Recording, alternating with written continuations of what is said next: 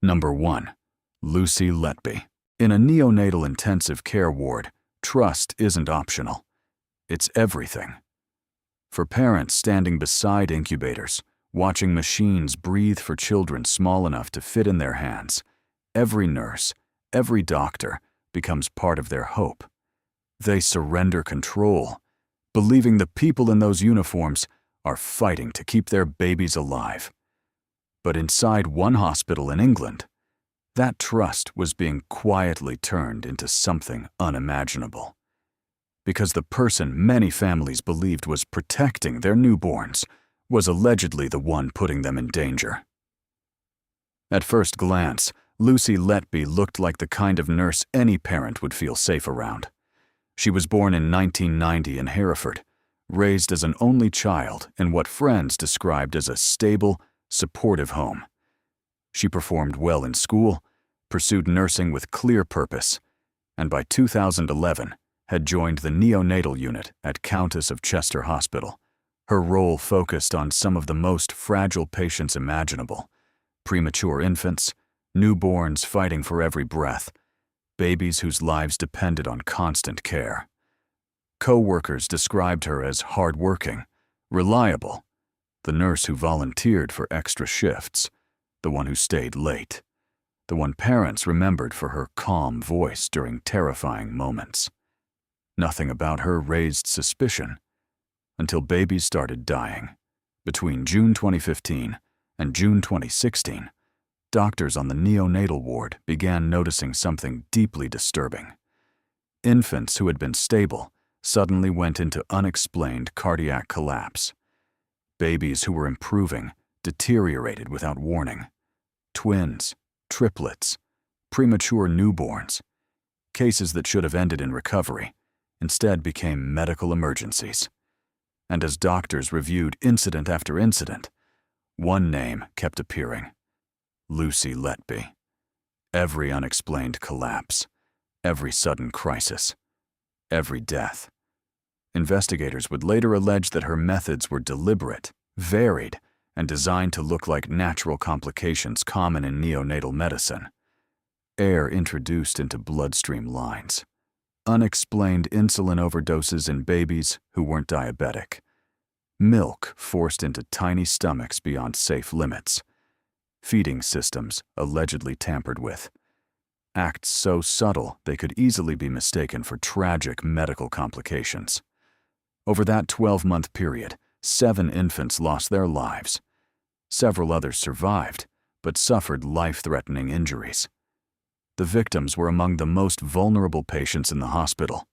Babies born weeks too early, some weighing only a few pounds, some part of twin and triplet births, already fighting impossible odds.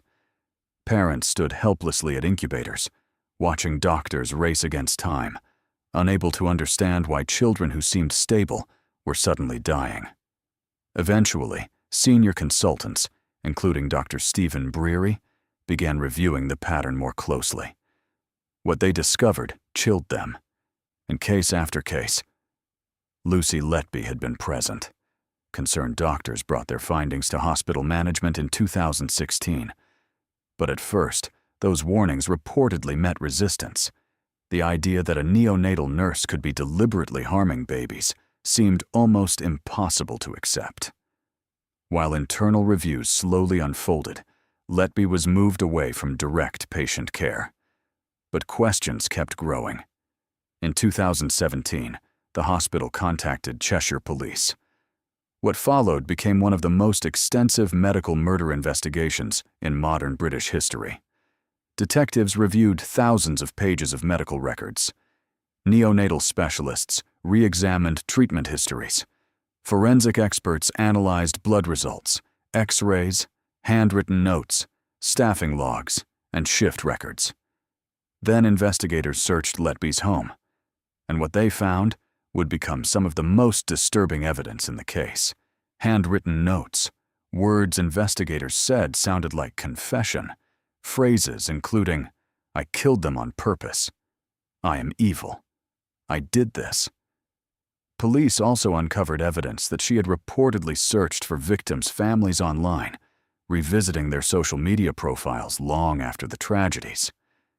In July 2018, Lucy Letby was arrested. She denied every allegation.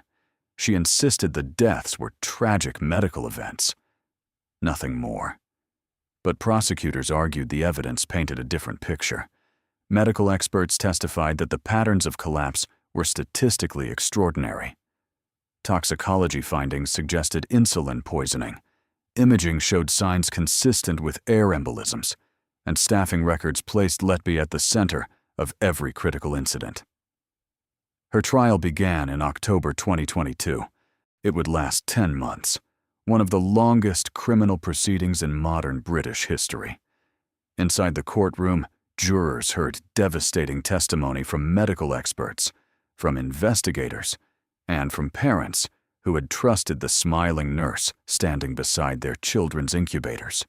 The defense argued the hospital itself had systemic problems, that poor staffing, medical errors, and institutional failures were being blamed on one nurse.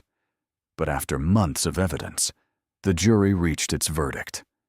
In August 2023, Lucy Letby was found guilty of taking the lives of 7 babies and attempting to take the lives of several more. She was sentenced to multiple whole-life orders, meaning she will never leave prison. She refused to appear for sentencing. And today, inside HMP Bronzefield, the woman once trusted with newborn lives now faces the rest of her life behind bars. A case that shattered public trust and left one haunting question: how do you protect the innocent when danger wears a smile? Number 2. Niels Hogel.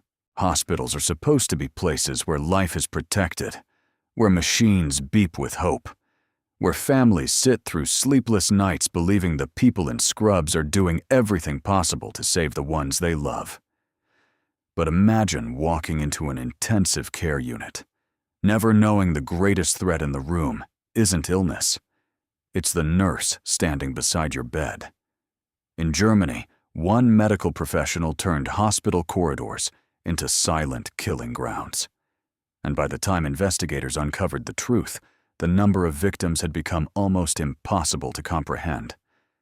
His name was Niels Hogel. Born in 1976 in Wilhelmshaven, Hogel grew up in what appeared to be an ordinary middle-class household. By all outward appearances, nothing about his early life suggested the horrors that would later unfold.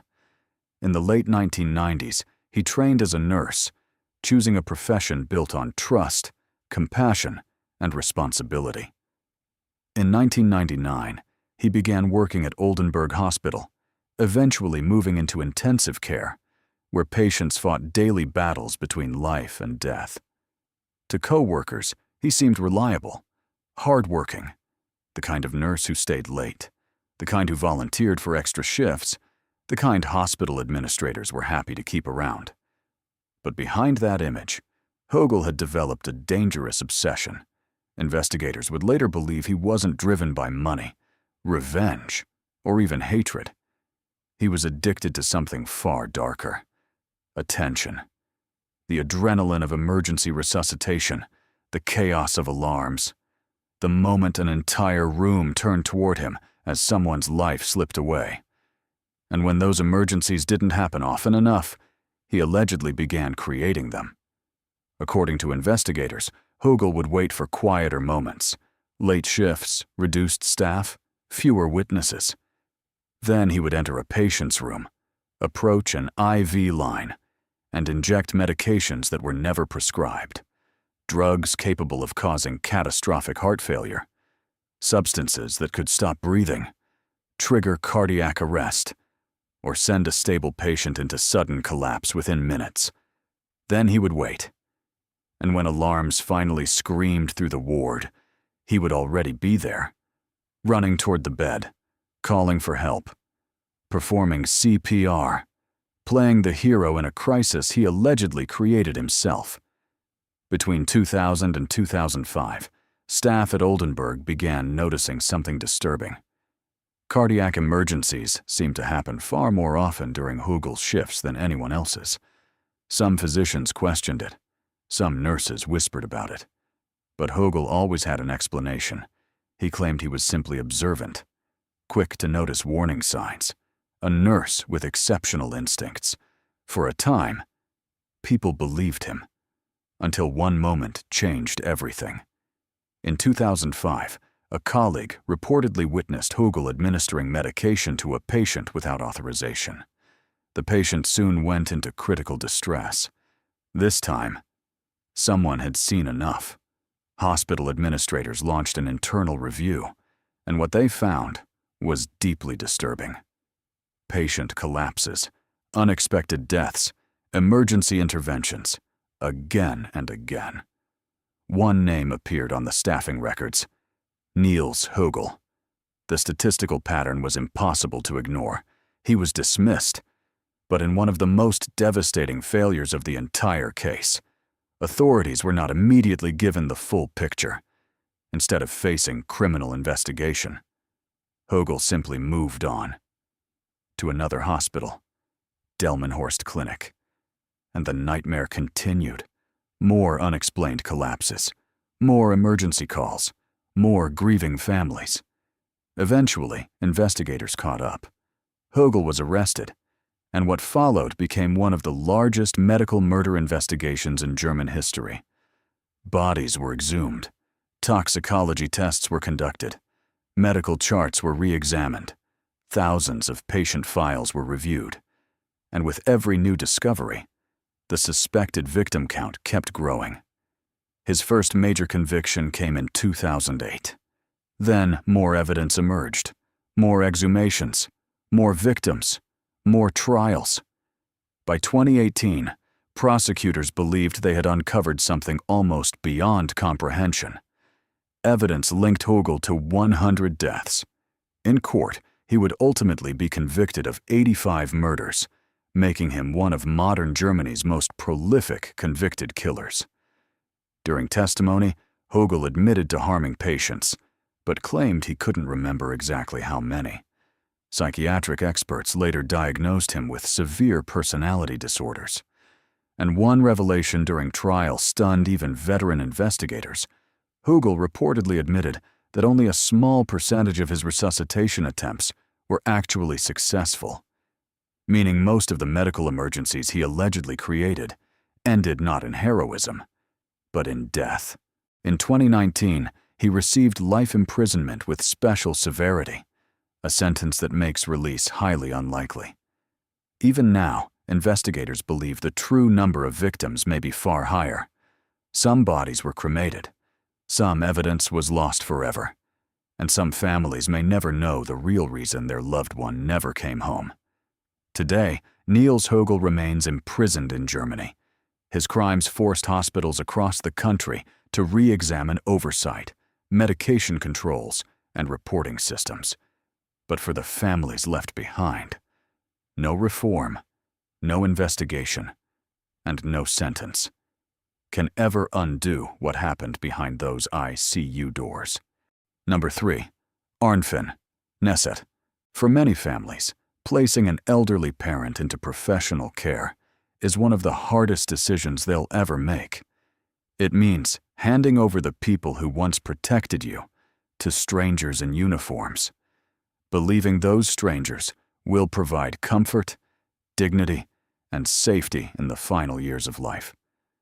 But in the quiet countryside of Norway, that trust would be shattered in a way the nation still hasn't forgotten. Because behind the doors of one nursing home, residents weren't simply growing old. Some were dying by design, and the man responsible was the very person overseeing their care. His name was Arnfinn Nesset. Born in 1936 in rural Norway, Nesset grew up during the chaos of World War II in a country still carrying the scars of occupation and hardship. By adulthood, he had chosen a profession built on compassion: nursing. Over the years, he built a reputation as a dedicated caregiver, reliable, professional, calm under pressure. By the 1960s, his career had advanced steadily, eventually earning him a leadership role at Orkdal Valley Nursing Home, where he became both administrator and one of the most trusted medical figures in the facility. Families respected him. Staff answered to him. Residents depended on him. On the surface, he seemed exactly like the kind of person you'd want caring for your loved ones. But investigators would later uncover a far darker reality. At some point, Neset allegedly became fascinated with a specific hospital medication. Succinylmethonium chloride, also known under the brand name Curacit. In operating rooms, this drug serves an important purpose. It temporarily paralyzes muscles, allowing surgeons to safely perform procedures while patients are supported by breathing machines. In the controlled environment of a hospital, it's life-saving. But in a nursing home, without respiratory support, without monitors, without anyone knowing, the same drug becomes something else entirely, a silent weapon. According to prosecutors, when injected into an elderly patient, it could paralyze the muscles needed to breathe. The victim would remain conscious, aware, unable to move, unable to speak, unable to call for help, as oxygen slowly disappeared. Death could come within minutes. Between 1977 and 1980, something unsettling began happening at Orkdal Valley. Residents who had been stable suddenly died without warning. Some had been recovering. Some had shown signs of improvement. And yet, during evening and night shifts, their conditions would suddenly collapse. At first, no one questioned it. After all, people die in nursing homes. That's the painful reality of elder care. But eventually, some staff began noticing a pattern. One nurse reportedly became especially concerned. She noticed Neset entering residents' rooms alone during quiet hours, often for only a few minutes, and not long afterward. Those same residents would be found unresponsive. Whispers began spreading among staff, but accusing the administrator of harming patients? Without proof, it felt impossible. Then, in 1981, an entirely different investigation changed everything. During a routine audit, officials discovered something strange in the medication inventory.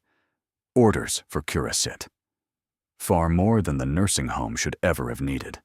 The quantities weren't just unusual, they were alarming, enough to raise immediate questions.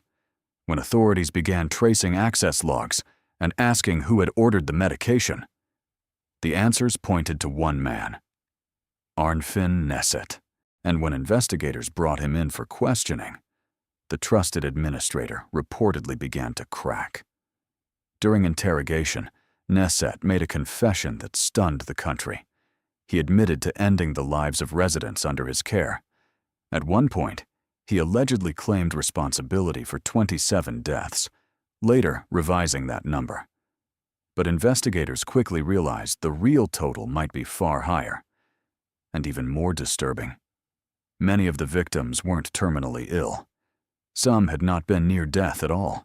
Some still had months, even years, left to live. Authorities launched a nationwide investigation.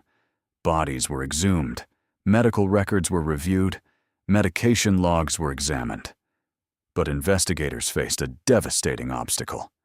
Many victims had already been cremated, and the drug allegedly used breaks down rapidly inside the body, leaving behind little evidence. In many cases, proof had vanished forever. Still, prosecutors believed they had enough. In 1982, the trial of Arnfinn Neset began, and all across Norway, people watched in disbelief. How could someone trusted with the care of society's most vulnerable allegedly turn that trust into a weapon? Inside the courtroom, prosecutors presented testimony from former staff members, pharmacy records, suspicious medication orders, and evidence showing unusual spikes in deaths during Neset's tenure. The defense attempted to portray him as psychologically unstable, suggesting impaired judgment. But psychiatric evaluations found something else. He understood exactly what he was doing. He was fully aware, fully responsible. And in March 1983, the verdict arrived.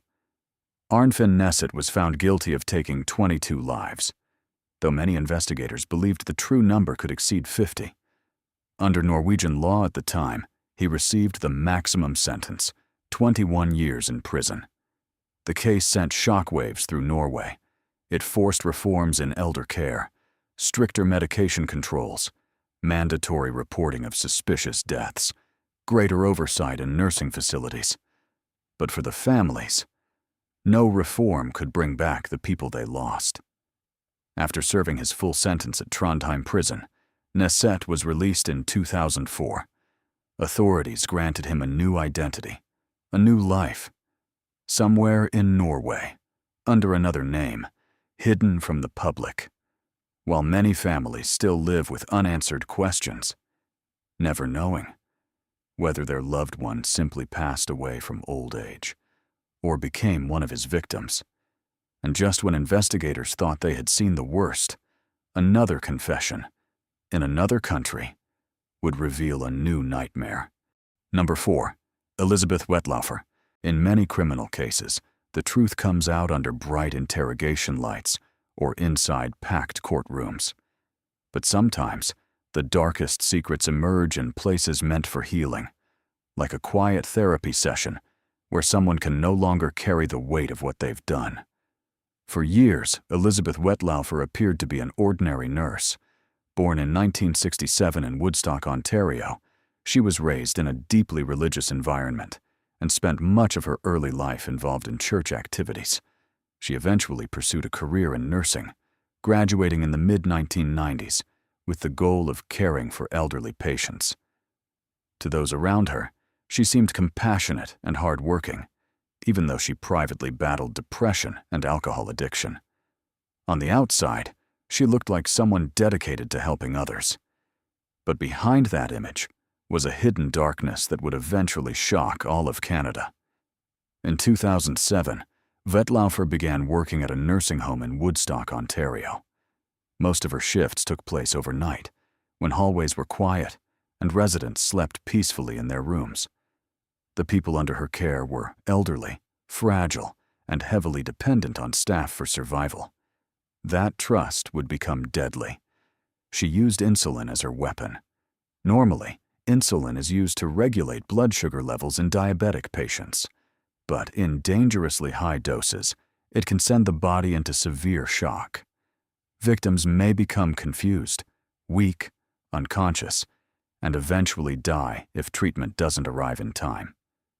In elderly residents already dealing with health complications, the symptoms could easily appear natural. Over nearly a decade, investigators say Wetlaufer secretly targeted multiple residents. Some were diabetic, others were not. Many were elderly individuals already struggling with illness or dementia. Families believed their loved ones passed away from age or declining health, never suspecting something far more sinister had happened behind closed doors. Authorities later confirmed that 8 residents died after being intentionally injected with insulin. Several others survived attempted overdoses. What made the case even more disturbing was the motive, or lack of one.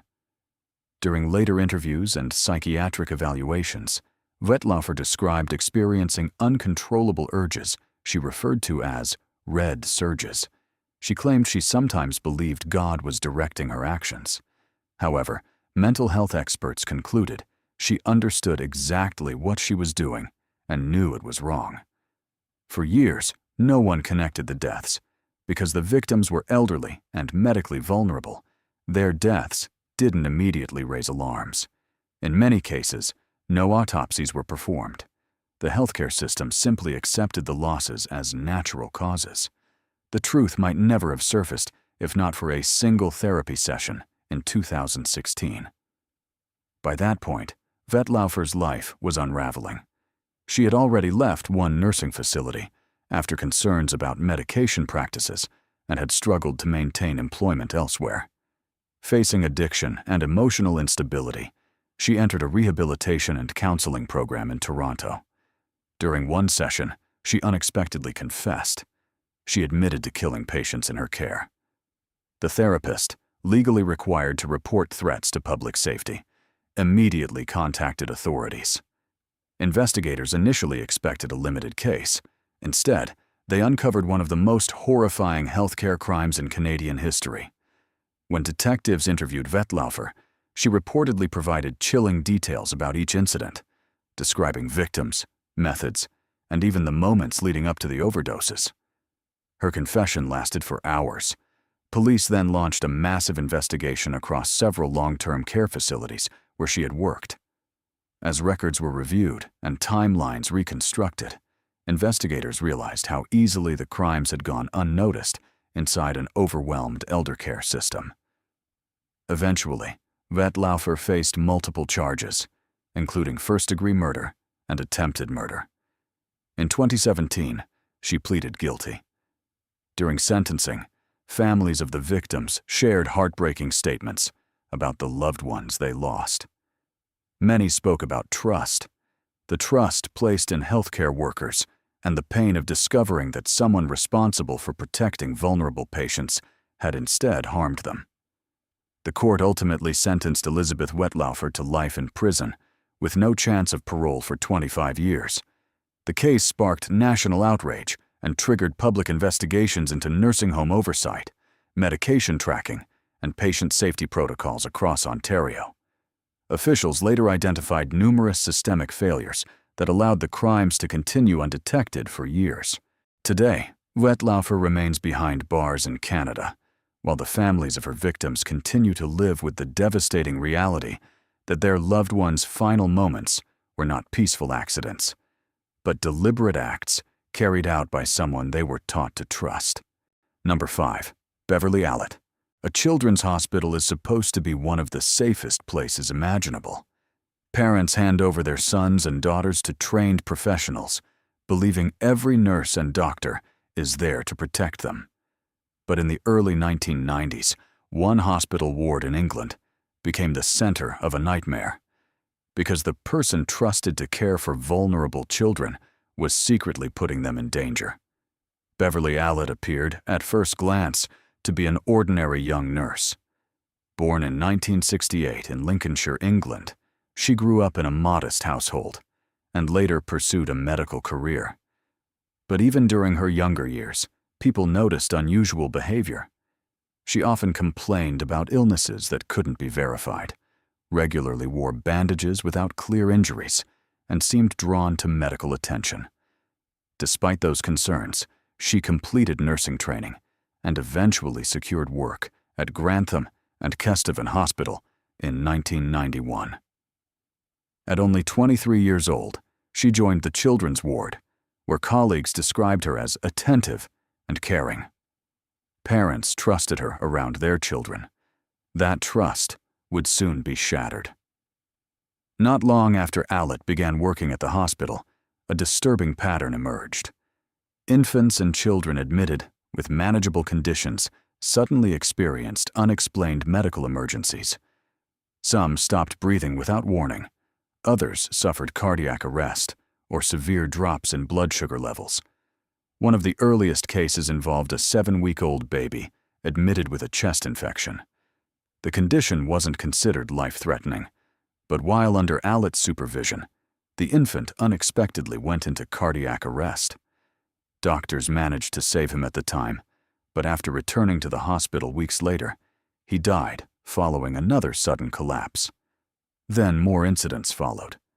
An 11-year-old boy being treated for epilepsy died after an unexplained cardiac episode. A 1-year-old girl suffered repeated breathing crises before being transferred elsewhere and surviving. Another infant experienced dangerous insulin-related complications despite never being prescribed insulin at all. Over less than 2 months, the ward saw an alarming number of emergencies involving children who were expected to recover. Hospital staff began noticing something deeply unsettling. Beverly Allett was present during every single incident. Whenever she was off duty, the ward appeared calm.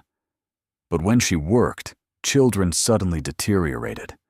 At first, it seemed impossible to believe.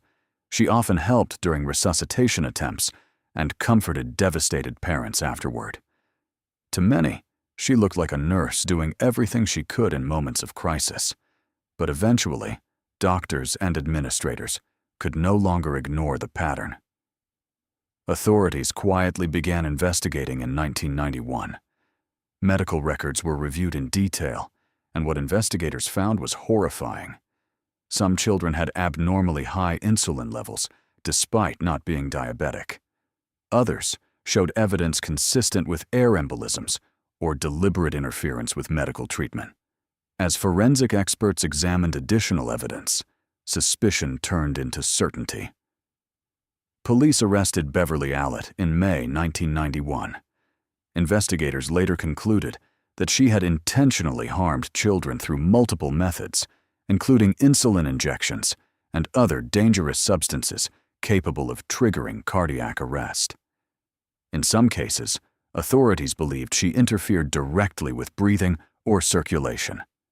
Psychiatric evaluations revealed that Allett suffered from severe psychological disorders linked to attention-seeking behavior through illness and medical emergencies. Experts believed she was driven by a desire for sympathy, drama, and recognition during crisis situations.